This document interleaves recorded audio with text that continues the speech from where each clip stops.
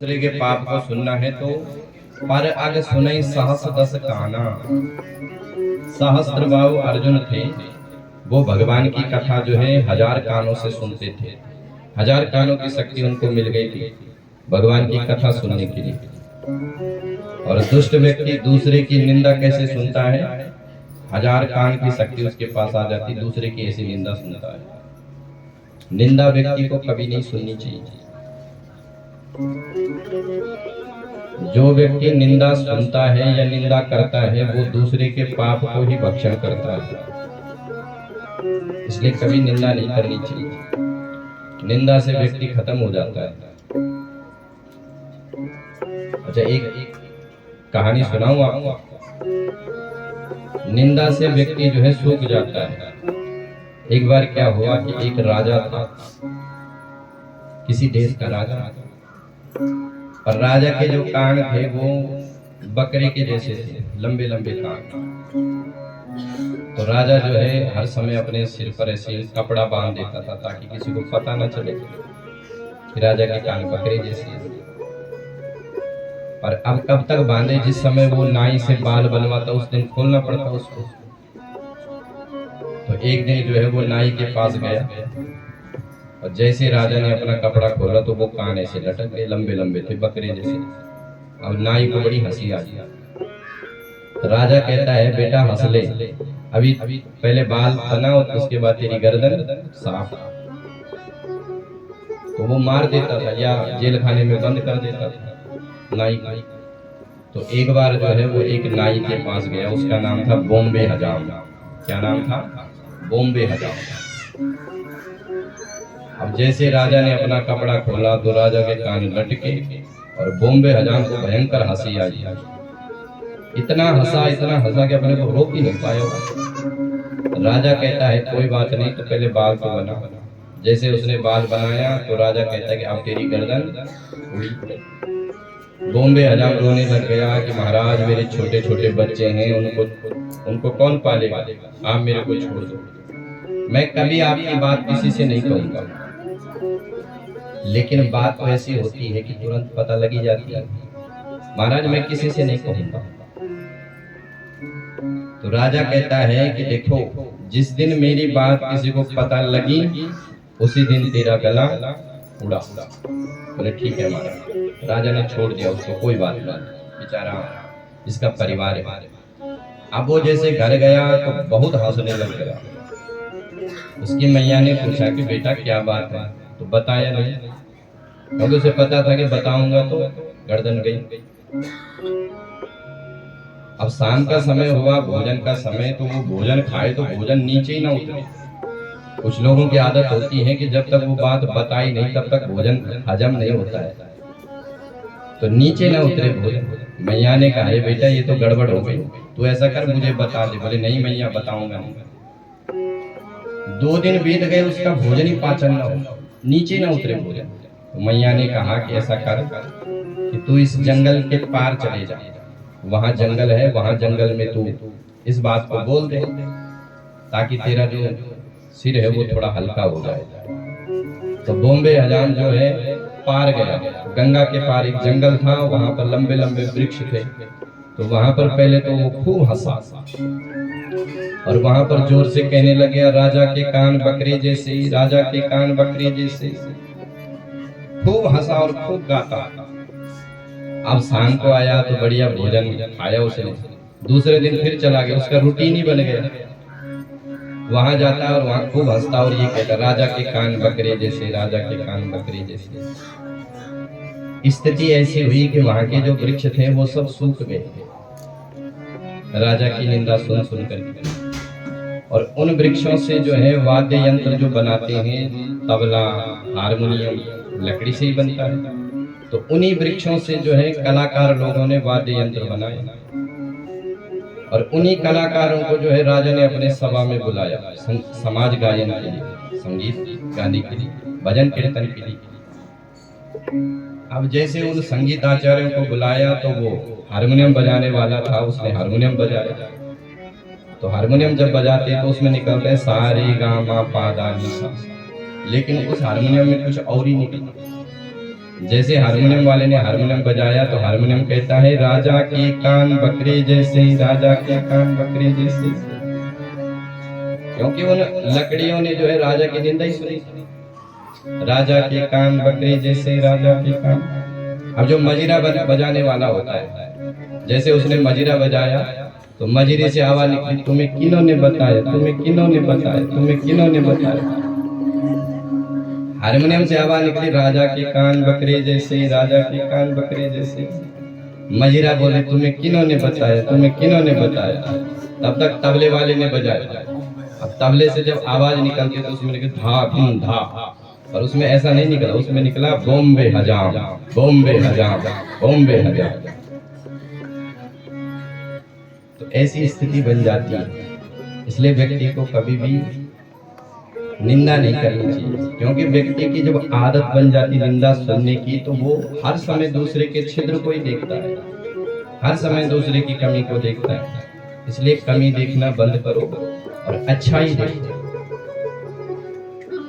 पर अग सुनई सहस दस काना, व्यक्ति को जो है दूसरे के पापों की ना तो निंदा करनी चाहिए न चर्चा करनी चाहिए। अच्छा, जब व्यक्ति दूसरे के पापों की चर्चा करता है तो उसके जो 10% का पाप होता है वो उसे लग जाता है, चर्चा करने वाले, सुनने वाले। इसलिए कभी भी कोई कमी है तो उसको वहीं पर खत्म कर दो, बंद कर दो, लेकिन कभी निंदा नहीं सुननी चाहिए। बोल शंकर भगवान की। महाराज, दुष्टों की शक्ति दूसरे को सताने के लिए होती है। तारकासुर ने खूब देवताओं को भगाया, मारा। देवता बेचारे सब भगवान नारायण के पास गए, भगवान से प्रार्थना करी कि प्रभु आप कुछ ऐसा करो कि भगवान शिव विवाह करने के लिए तैयार हो जाए। तो भगवान श्री हरि नारायण महादेव के पास पहुंचते हैं और प्रार्थना करते हैं।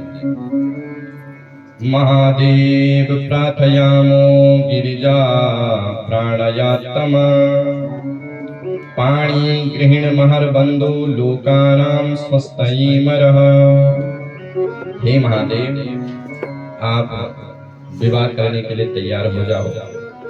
और भगवान श्री हरि नारायण ने पार्वती की पूरी कथा सुनाई शिव जी को।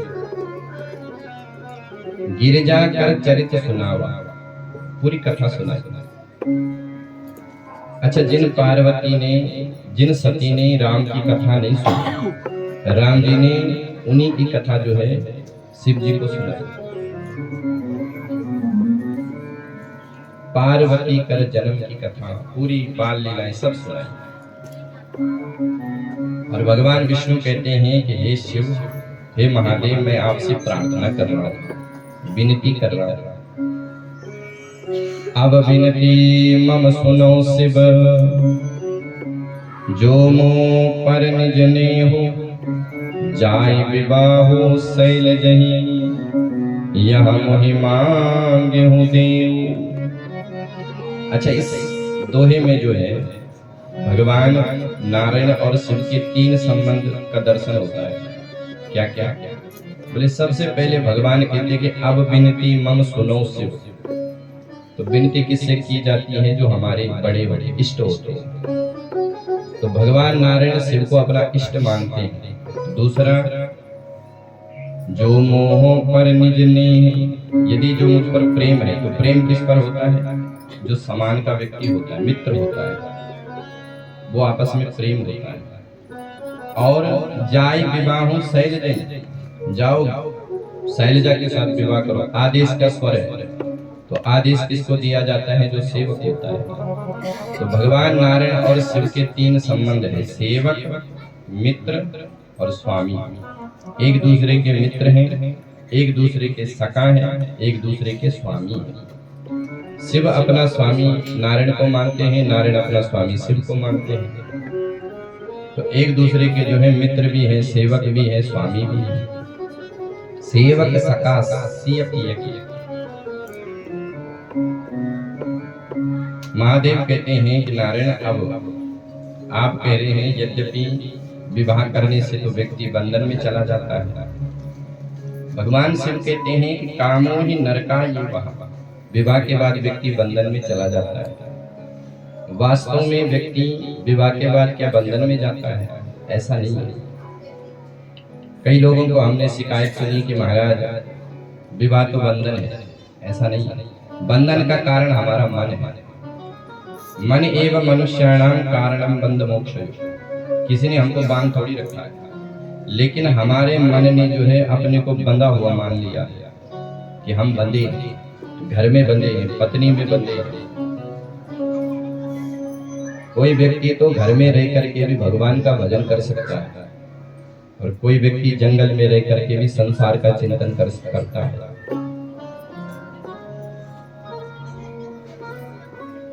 जनक जी महाराज घर में रह करके भगवान का चिंतन करते राजपाट के साथ, और कई ऐसे हैं कि घर बार तो छोड़ दिया, सब कुछ छोड़ दिया, सब त्याग दिया, लेकिन मन से त्याग नहीं किया। मन वही संसार में अटका हुआ। तो मन से व्यक्ति के जीवन में बंधन होता है, मन से ही मोक्ष होता है। हम लोग दिन रात किस लिए सोचते हैं? बंधने के लिए तो सोचते हैं, खुलने के लिए कौन सोचता है? पहले अकेले थे, घूमते थे, विवाह हो गया तो बंध गए, उसके बाद बच्चे हो गए तो और ज्यादा बंध गए। धीरे धीरे धीरे धीरे व्यक्ति जो है बंध जाता है, लेकिन किस लिए? अपने मन के कारण केवल। बाकी कोई किसी ने बांध नहीं रखा। व्यक्ति अपने को मान लेता है कि मैं बंधन में हूं।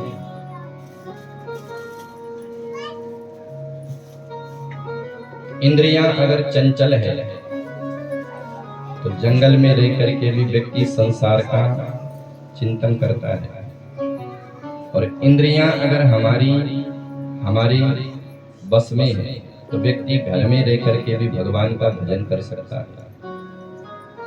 कुछ लोग मंदिर में रह करके भी संसार का चिंतन करते हैं, और कुछ लोग दुकान में रह करके भी भगवान का भजन करते हैं।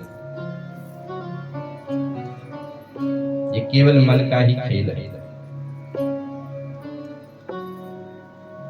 मन जिसमें सुख ढूंढता है व्यक्ति उसमें सुखी है, मन जिसमें दुख ढूंढता है उसमें दुखी है। सुख दुख का कारण भी मन है, बंधन मोक्ष का कारण मन है।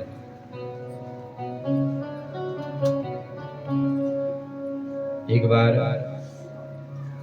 एक चौधरी साहब से, हरियाणा की बात है, चौधरी साहब ने एक भैंस खरीदी, बढ़िया भैंस, और गांव वालों को दिखाते हैं कि देखो मेरी भैंस। गांव वाले भी खूब प्रशंसा करते हैं कि भैया भैंस तो बहुत अच्छी है। तो भैंस लेकर के आए चौधरी साहब, लेकिन उस भैंस के जो सिंग थे वो ऐसे थे, गोल गोल ऐसे जुड़े हुए। तो चौधरी साहब ने एक दिन विचार किया कि भैंस की जो सिंग की गोलाई है उसमें मेरी खोपड़ी फिट बैठ सकती है। ऐसे विचार आया ना, तो कभी ट्राई नहीं किया। सोचते सोचते 6 महीने हो गए। 6 महीने एक दिन जो है भैंस बढ़िया जुगाली कर रही थी, चौधराइन घर में थी नहीं। तो चौधरी साहब को मिला मौका, और चौधरी साहब ने जो है धीरे से गए और भैंस की सिंगों पर खोपड़ी को ऐसे लगाया, और बिल्कुल ठीक बैठ गए। चौधरी साहब मन में विचार करते हैं कि देखो मेरा अनुमान, मैं 6 महीने से सोच रहा था, मेरा अनुमान बिल्कुल सही है। और जैसे भैंस पर वो लगा तो भैंस को बड़ा अटपटा लगा कि ये क्या लग गया। भैंस ने जो है तुरंत अपनी गर्दन घुमाई, और जैसे गर्दन घुमाई तो खोपड़ी फंस गई भीतर। भैंस ने लगाई दौड़ पूरे गांव में, और बेचारे चौधरी साहब पीछे। पूरे गांव वालों ने ऐसे करके पकड़ करके थामा। अरे चौधरी साहब तुमने क्या कर दिया ये? बेचारे चौधरी साहब को जैसे तैसे निकाला और सीधे घर आए। चौधराई ने भी खूब डांटा, तुम बावरे हो गए हो, तुम्हारी बुद्धि काम नहीं करती, बुढ़ापे में ये क्या कर दिया? चौधरी साहब कहते हैं कि अरे बावरी 6 महीने से सोच रहा था। और सोच किस लिए रही थे? बंधने के लिए। तो हम लोग किस लिए सोचते हैं? बंधने के लिए सोचते हैं, खुलने के लिए कोई नहीं सोचता है। जितनी भी संसार की क्रियाएं हैं सब बंधने के लिए है, खुलने के लिए कुछ नहीं। तो बंधन का कारण विवाह नहीं है, बंधन का कारण है हमारा मन। मन अगर हमारा भगवान का चिंतन करे तो वही मोक्ष है, और मन अगर हमारा संसार का चिंतन करे तो वही बंधन है। सन्यासी जो होते हैं, महात्मा जो होते हैं, अगर वो संसार का चिंतन करेंगे तो नरकगामी होंगे, क्योंकि वो फिर विदा अलग हो गई। इसलिए जो महात्मा लोग होते हैं उनकी अलग अलग लाइन होती है, वो ज्यादा गृहस्थों में भी नहीं आते जो संत लोग होते हैं। एक बार की घटना है, एक महात्मा जी रहते थे एक गांव में। महात्मा जी की कुटिया अलग थी और कुटिया के बगल में एक कुआं था, महात्मा जी वहीं रहते थे। तो एक बार गांव वालों ने महात्मा जी को विवाह में बुला लिया, बुलाते हैं लोग संतों को। तो महात्मा जी चले गए विवाह में। अब महात्मा जी ने विवाह देखा।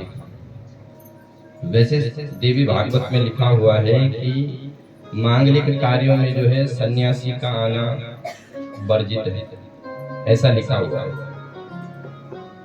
तो महात्मा जी पहुंच गए विवाह में। महात्मा जी ने विवाह देखा और बढ़िया